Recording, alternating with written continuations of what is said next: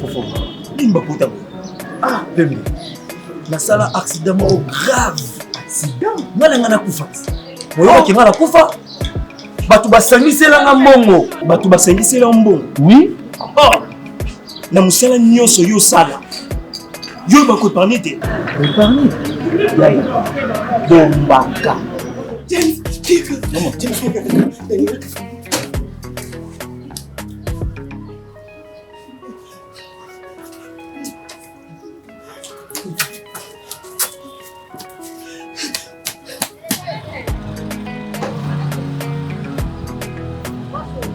Allô maman.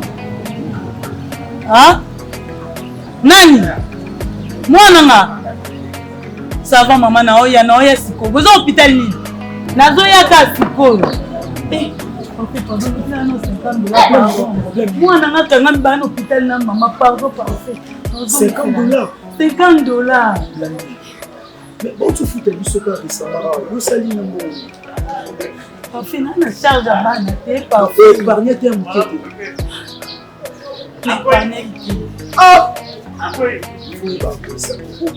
Mesure par sa capacité à résoudre le problème, l'homme est donc jugé par sa capacité à résoudre les problèmes. Mesdames, mesdemoiselles et messieurs, bonjour. Nous nous sommes fait le plaisir, nous nous sommes donné le devoir de nous introduire dans vos maisons par le biais de cette nouvelle émission Ekonzomi. Ekonzomi, comme vous l'entendez, nous avons Ekonzo à Lingala, qui veut dire épargne, et la partie mi, comme manie, comme esprit, comme plaisir, comme habitude, comme culture. Donc, Ekonzomi veut tout simplement dire la culture de l'épargne, l'esprit de l'épargne. Moi, c'est Joël Milandou. Je serai avec vous tous les samedis à 10h et le lundi à 17h en rediffusion. Mesdames, mesdemoiselles et messieurs, encore une fois de plus, bienvenue. Ekonzomi, comme nous l'avons dit, va nous parler de l'épargne. Nous vous signalons en passant que l'émission sera bilingue, donc Mwandambu Lingala, Mwandambu ya français, pour permettre Batunio Soba Koka participer bisonyo soto yokana et permettre bisoto solo la malamu likambu yango ya Ekonzo. Peut-on épargner dans ce pays, dans ces contextes de crise économique? Est-ce que tokoki ko bomba mbongo? Nanya koki ko bomba mbongo? Pona nini ko bomba mbongo? Esika nini ko bomba mbongo? Ndenge nini ko bomba mbongo? Ngonga nini ko bomba mbongo? Kasi biso soto zomona temps oyo tozo passer ndenge ezali compliqué. Okokende wenze osala ki budget moko boyo bongisi mbongo yebi ke na ko dépenser autant okoma na wenze okuti biloko ese changer ki ba prix emati ozoyeba lisusu te osala ndenge ni biloko okuti okana ki osomba ozokoka kosomba ngote siko oko économiser lisusu ndenge ni oko épargner ndenge nini olongola mwa ndambo otiana pembeni ata ndenge to bimaka na tongo boyo o matana transport oyebi ke sera 500 francs mais boko matana ba 1000 francs 1500. Donc, yo prévoyait qui 500 francs, au combien est doublé et triplé. Au bima qui na budget mo be mukoloana oko économiser ndengeni. Biloko nyonso emati vie est compliqué, on ne maîtrise plus ba réalité ya wenze. Même ba besoin na biso vitaux les plus simples. Netiko lia eza pasi na mboko. Eza pasi na ba réalité na biso ya mboka oyo, ezali tellement pasi. Soko lobi o économiser. Wana obomi batunzala. Obomi batunzala parce que monique non sanza oyo il faut na économiser. Ozoka salaire peut-être il y a 400 000 francs. Au lobby bon 300 000 on en fouté landa pour foutre landa il y a 150 $, et ça dit 300 000 francs. Otigali na 100 000 francs. 100 000 francs wana na classe bana pe ba sengi minerval 80 $. Donc déjà na 100 000 on a moins foutre 80 $ isate. Et ko senga yo au avancer, au pesa à compte. Donc et la qui c'est que moi au ekoya, au kokende kosi ça à compte. Entre-temps, au sacrifier ba besoin mususu, au sacrifier ba posa mususu au cas que satisfaire. Donc et ça là que mois prochain quand tu auras ton salaire au lié au salaire sous minerval ya moi donc peut-être que aussi si à compte ou bien yepé azelana nous au sali sous du cambo mususu. Donc la situation est tellement compliquée, la situation économique est tellement difficile et ça là que toza komi tunati tozo ya koloba économiser o épargner o ko épargner ndenge nini o ko épargner nini. Est-ce que tu coquille vraiment pour épargner après avoir tout fait? Salaire na biso ekokanango déjà konouer les deux bouts du mois. Ata ya ko luka to comment ko vivre ndenge balobaka ndeke sala raté ka seliaka. Il y a des brouillardises. Yango nde tozo vivre nango. Réalité na biso zo permettre te mutu comme un esprit épargne ata zanango posa mais ezakaka compliqué. Mais wana ezami tuna nyoso yo toza ko mituna to ko épargner quand to ko épargner wapi. Ba banque ezana ba réalité nango okende tongo robima kuna tant mususu après midi ceux qui mutazaki malade a rokufa ba réalité ezali tellement ba kosengo pourcentage moko ya makasi na banque ceux qui osali compte courant pour mbongo na yo ezo vanda kuna ozo bimisa chaque mois ba sengo pourcentage ya moi makasi mais ceux qui otikeli yo mbongo na bango ba salela rango ba tieli yo moi pourcentage moi mukie oyo kozongiselo tina ko épargner ezani to épargner wapi yango to kokitana na terrain total la bana mboka population à l'obinini. Bon, je pourrais commencer d'abord par définir l'épargne. L'épargne, ça vient du mot épargner, qui signifie mettre de côté le peu que l'on a pour se préparer en cas de mauvaise posture. Et personnellement, oui, il m'arrive d'épargner parce que quand je viens ici à l'université, mon papa me donne 6 000 francs. Et dans ces 6 000 francs-là, il y a des jours où je décide d'enlever par exemple 2 000 francs, voire 3 000 francs. Épargne, on appelle ça l'ACA. Tu as côté tant que tu as la classe, caisse d'épargne, n'engaka état flamand.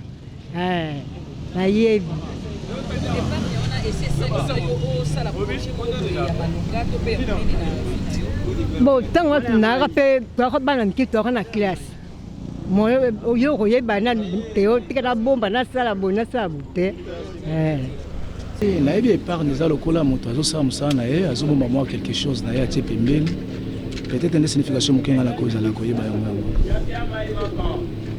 ndenge ozosala mosala oyebi épargne ezani est-ce que ozala mpe na makanisi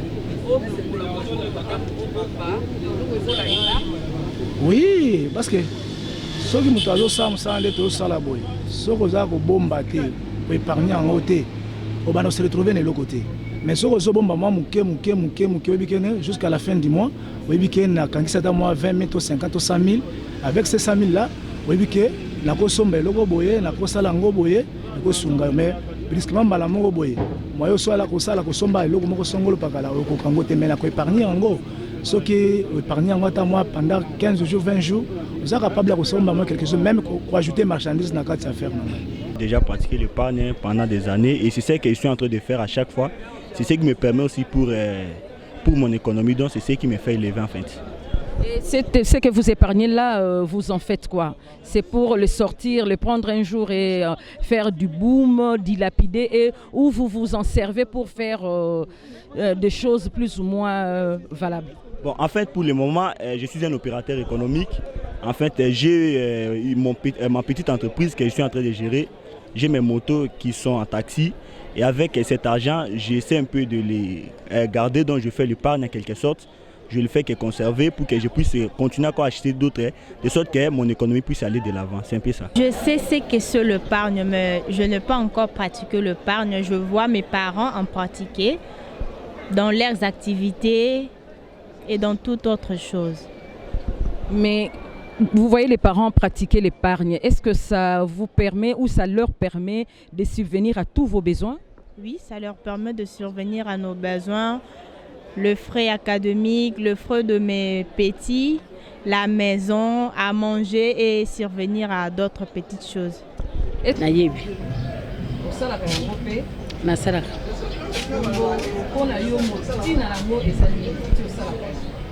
ntina nango eza esungaka ngai soki mwana azangi minervale nabimisi na futeli ye soki nazangi fo ya commerce na ke lisusu kobimisa na tie lisusu na mesa na badi kobwaka lisusu. Bana mboka ndenge balobi, ce sont là les étudiants, la population en général, les motards, tout le monde a essayé de s'exprimer par rapport à ce qu'il entend, ce qu'il fait, ce qu'il conçoit de l'épargne. Tozaki koloba réalité na biso ya mboka par rapport ya likambo oyo ya épargne. Ya solo tolingi ko pousser bana mboka to épargner. Tolingi to kotisa esprit ya épargne. Pour épargner to matato kita ezali vraiment une nécessité na ba vie na biso. Likambo koki koyela oyo ya mbalakata okosala nini? Oke kokota ekotama. Na bité soki boyebi ekotama. Oyo babengi Banque Lambert. Oyo ba opeso $100 yo efo zongisa pourcentage ya 30% to ozongisa 50%. Ona mabeli susu koleka. Kasi atana pasi na biso atana mukie tozozwa tokokipe ko épargnaka mukie. Otali olobite moi oyo na kosombela bana bilamba te na tia mwa mbongo na pembeni. Moi oyo na kosala caprice boye te to plaisir boye to pe besoin moko réel o eza vraiment na tina na kosala ngote po na tia mwa mbongo na pembeni. Po lelo tolobi soki likambo kwei to ko recourir kaka na épargne wana. Okoluka muta ko defisa yo okoluka muta ko saliso tant mosusu pa ko sala te. Mais tant ozana épargne na yo okeno puiser kaka wana.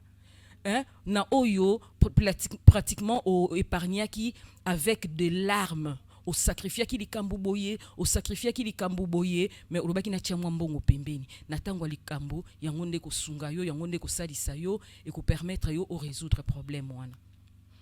Ata tokoma ko généraliser hein nzamba ko sunga kaka nzamba ko salisa biso nso tokoma na problème moko mais toko me répéter toza bandekete.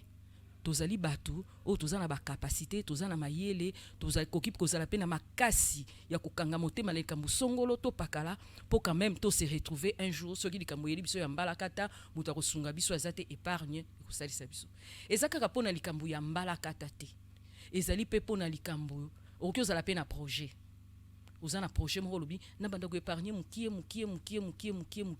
pour permettre nga ngonge kokoka na kokape ko sala projet nangana na koka ko réaliser yango. Épargne ezali bongo likambo moko ya tina makasi na bomoi ya mutu. Épargne ezo senga sacrifice. Loba peut-être bato bazana bambongo ebele wana akokine kozwa facilement salaire ne bon ba besoin na yenyo so ekoki aller akamati ndambo atikuna. Mais na réalité ya Congo en tout cas très peu de gens peuvent épargner, très peu de gens peuvent se dire non, bon, j'ai fait tout ce dont j'ai besoin, je prends ce qui reste na tiena épargne. Oroki pe ko sacrifier pe salaire na yo. Olobi sanzo penza mbongo nanga so bafuta nga na banque soki nini na kozwa yango te. Mbongo nanga sanza oyo na kozongo nyoso na tiki yango kaka na banque na tike ko tia yango na banque pona nazana projet moko songolo. Toyebi ke koyeba ko sacrifier ko se sacrifier et ko kiko boma batunzala et ko kiko empêcher biso to sala likambo songolo kasi toningi kaka ko beta sete que épargne ezali vraiment utile. Hein? Nous devons savoir que plus tôt nous développons l'épargne, plus tôt nous serons développés. Donc plus tôt tu développer culture, habitude d'épargner, plus tôt tu kozala développer. Avoir l'habitude de mettre un petit revenu de notre salaire à côté, une petite partie de notre revenu à côté et qu'on permettre biso de réaliser ba projet na biso na moi kimia et qu'on permettre biso na tango ya likambo toyeba ndenge nini ko sala et qu'on permettre biso toyeba ko sungama tango nyonso oyo malamu tope mabe ekoki koyela biso tala tina ya épargne. Donc l'épargne demeure une nécessité. Épargne exotique à la vraiment nécessité moko réelle. En principe, mutu moko te akoki ko leka ou bien ko vivre sans épargne. Tozomona même ba banko lelo baza ko sunga batu na ba microcrédit na kati wana ba tcheli bango pe parti na bango épargne. Ba sungi yo ozwa bénéfice bango pe bazwa ya bango mais ba tcheli yo pe place moko boye moi pourcentage moko o épargnaka pour suka suka yope otikala na quelque chose et ozo tourner wana c'est vrai que ozo so bénéfice ya kolia ozolia ya bango ozozongisa mais moi côté na o épargne pe ezali prévu tala ndenge to concevoir épargne tala ndenge to lingi to lobela lelo épargne liboso na bino bandeko balandi mais to kozonga lisusu na terrain to yoka lisusu population nini bango bakanisi kaka na likambo etali nécessité ya épargne tolanda épargne le kolakisi épargne vraiment est très important na vie ya mutu puisque du fait que biso ba jeune boy oya muke tozo na buluki na ndenge tozo na koluka boy est très important ça épargne vraiment et ko sunga jeune to bielo bilo s'organiser na vie au sala makambo mususu ngo bio bala o bota o tonga o ya yo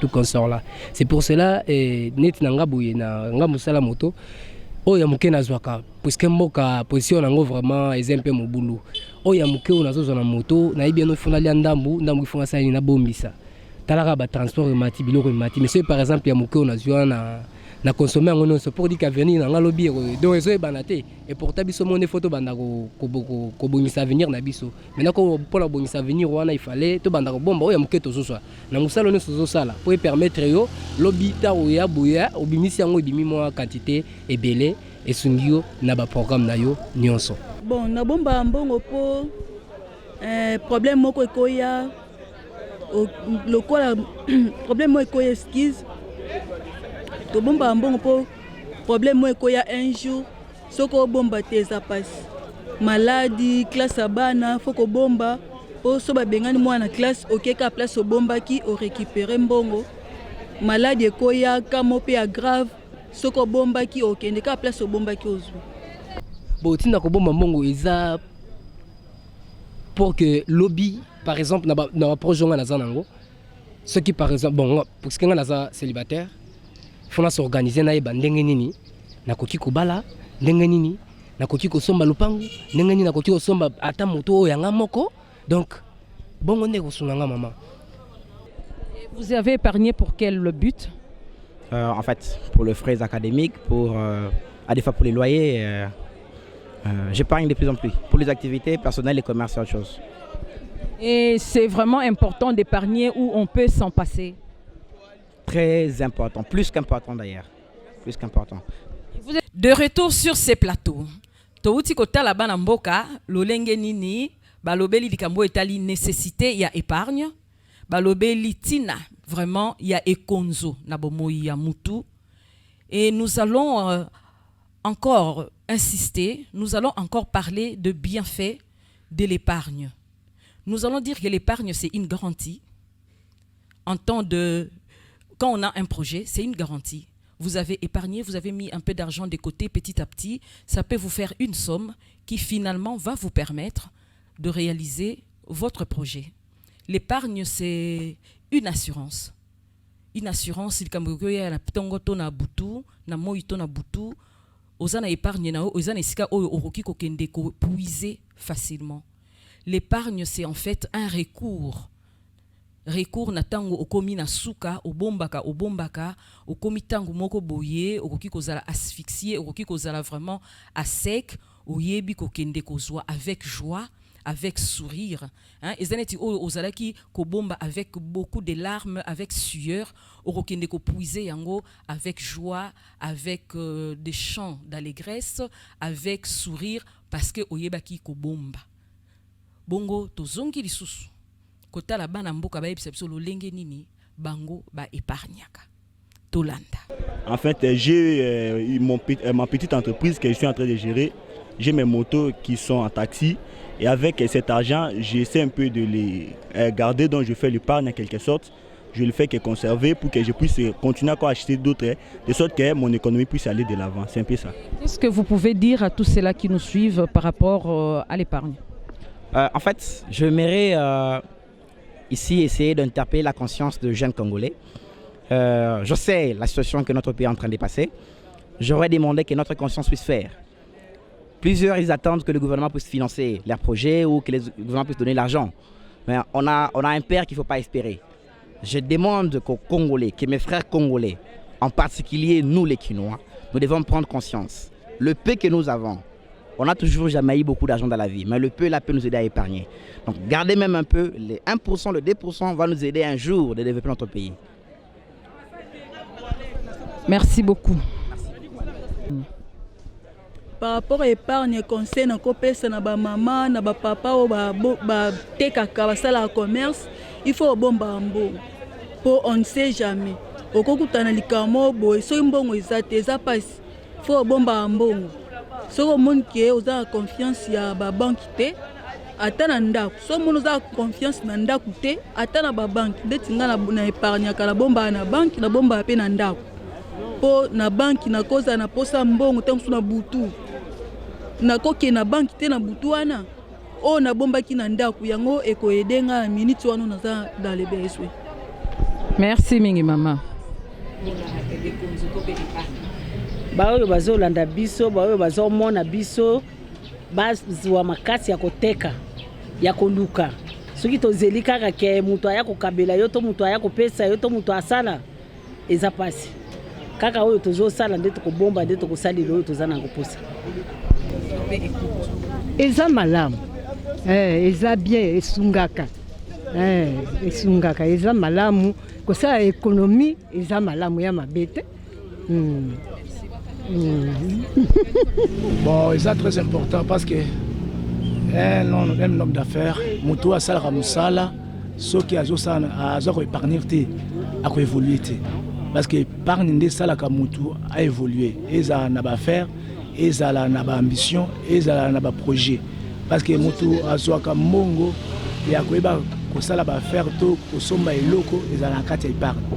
Mais eza na kati ya kostaka koteka nde toteka boite. Bon, conseil nga la kopesaka baninga totekaka na bango ensemble pe bao bazoteka po baza na souci pe ya koteka atozo banda koteka to otekaka salaka effort banda kobomba kosalaka ndenge ozoloba épargne même eta kobanda ata 1000 francs so banda kopania ata même 1000 francs 2000 3000 4000 à la longue okosutuka comme un homme d'affaires moko ya monene to okomi koréaliser baambition moko bato bazokamwa parce que tu épargnes quelque chose obomba quelque chose.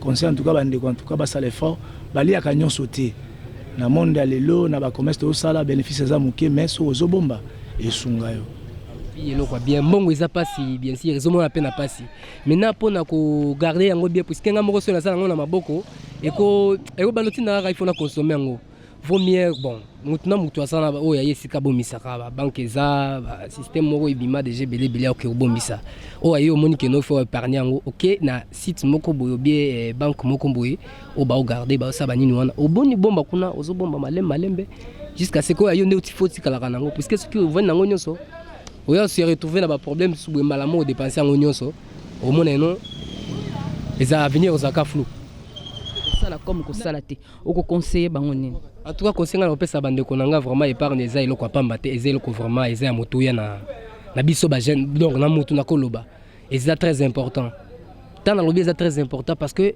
sans épargne vraiment ce serait un peu difficile au sa nini au se retrouver o ya muke ozobomba wana nde ekosunga yo mais ceux qui par exemple ozobomba te eza lokola mutu balambi ozolia kaka obosani keno ozolia wana lobby oyokanza nzala. Et lorsque nous épargnons ça nous permet d'avoir un plan de secours parce que les parents ne seront pas toujours là.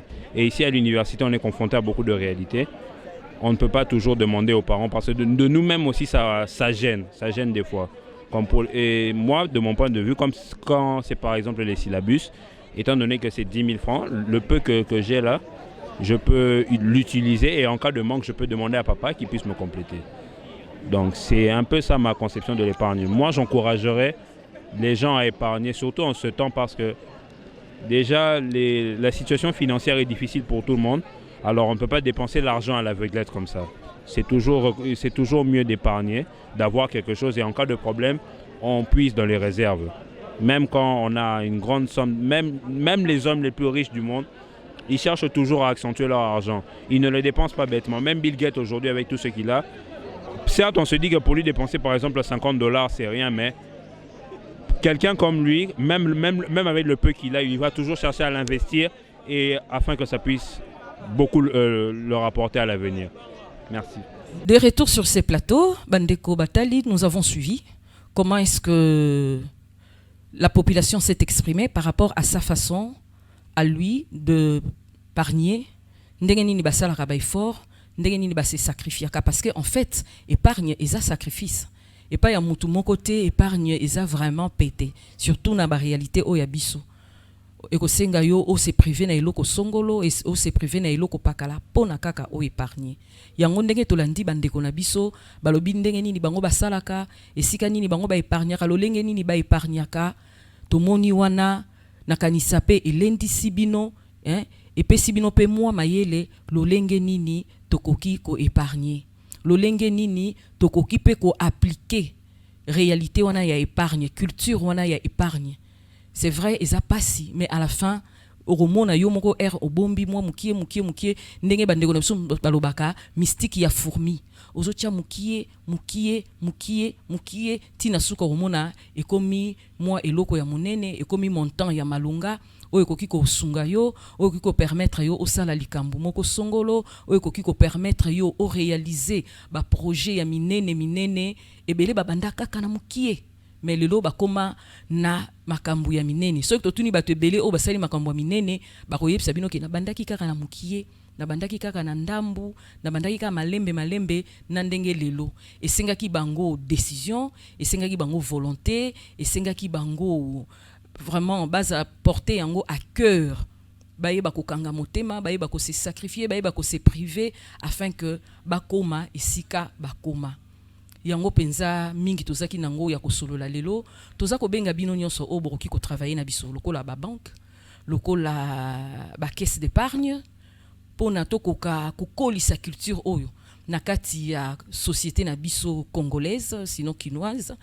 tokoka kokolisa yango tokoka koyesa yango makasi emema mutu nyonso akoka ko se retrouver tant eza pasi situation eza compliquée toza na crise économique ya makasi.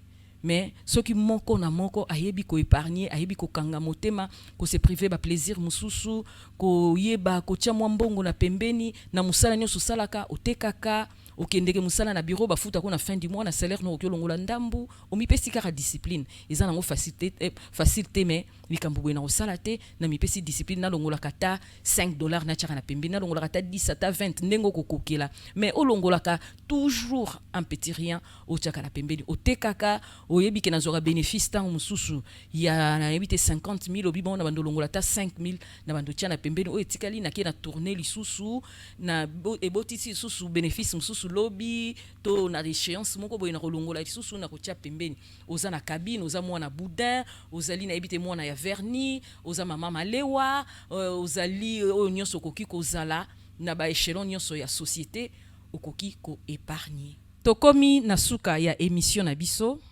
et si l'émission vous a plu, nous nous retrouverons chaque samedi comme nous l'avons dit à 10h et le lundi à 17h en rediffusion. Nous remercions notre DG Michonoka et nous disons un grand merci à l'équipe technique. Quant à moi, je vous retrouve les samedis à 10h comme convenu. Merci, au revoir.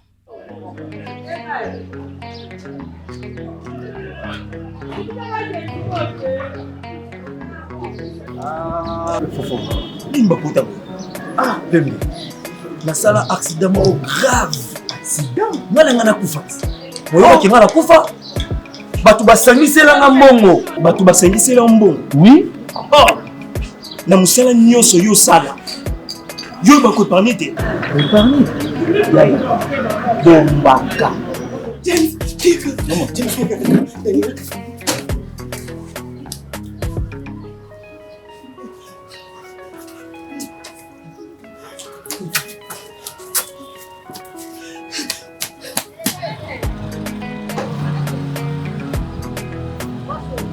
Allô maman. Ah? Nani? Mwana nga. Ça va maman na oya siko. Bozo hôpital ni. Nazo ya ka siko. Eh, OK, pardon, là non, $50. Mwana nga kanga ba na hôpital na maman pardon parfait. $50. $50. Mais bon tu fous tes biso ka risala. Yo sali na mo. Parfait na charge à bana te parfait. Épargner te mukete. Épargner. Ah! Après, il faut y avoir ça.